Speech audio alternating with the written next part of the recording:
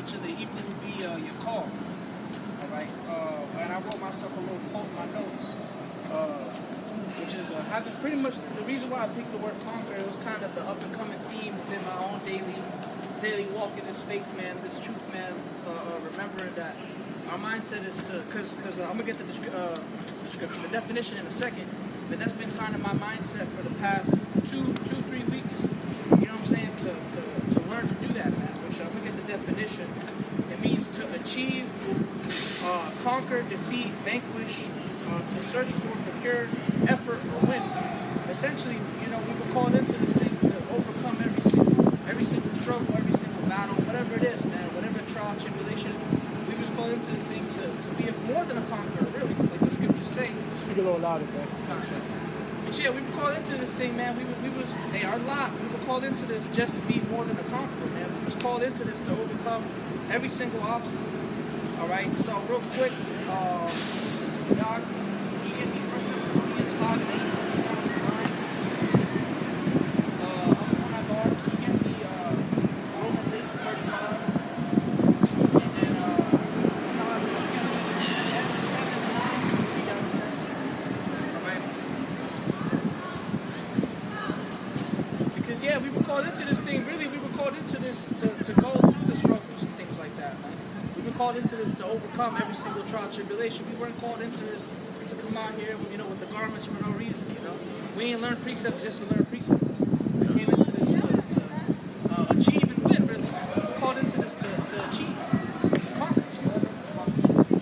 1 Thessalonians 5 verse 8. But let us who are of the day be sober, putting on the breastplate of faith and love, and for a helmet the hope of salvation. Right, so what's being said here by Apostle Paul is, well, really, this is like a commandment, man. You know, this is an order. It's not an option. You ain't you drag your feet the whole walk. Hell nah, man. He said to put on the breastplate of faith and love, and what did the last part say? And for a helmet the hope of salvation. Right, so when you come into this, your whole hope, because hope is confidence in the future. Your whole mindset is salvation. I came into this to be saved. I ain't come into this so I could be a chief high priest or nothing, or an elder or something like that. Nah, man. We came into this for the salvation, man. To conquer whatever's in front of you, to be delivered at the end of the day. That's what we all out here for, man. That's the only goal. That's the only mission. It ain't to come up, get in the camp, GMS, be a shard. Nah, it's salvation at the end of the day. Verse 9. For God hath not appointed us to wrath, Right? but to obtain salvation by our Lord Yahweh Shai. So your whole calling is really revolves around you coming into this to be saved by Yahweh Shai.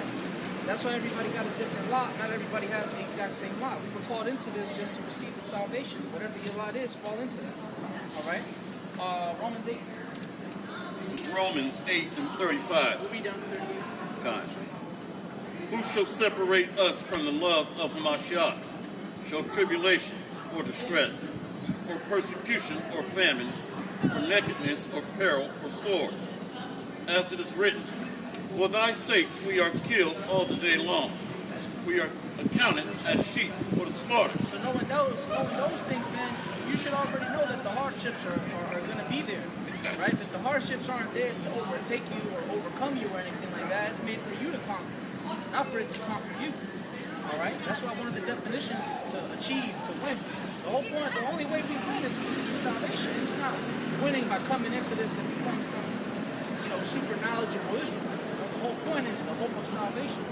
You know, to overcome whatever's in front of you to get to the end, which is salvation.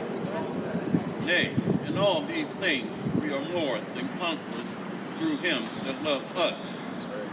For I am persuaded that neither death, nor life, nor angels, nor principalities, nor powers, nor things present, nor things to come, nor height, nor depth, nor any other creature shall be able to separate us from the love of God, which is in Mashiach Yahushua, our Lord. That's right. So through all the hardship, because hey, Apostle Paul went through it all, man. You know, mental struggles, financial struggles, being shipwrecked. You know the stories, right? So in all that, he said we're more than conquerors, man. Meaning we're supposed to achieve it all, overcome every single obstacle. All right, and he knew best about that, man. With all the things that he went through, all the hell he caught, you know. And his lot was way greater than ours. He had to physically go everywhere and things like that.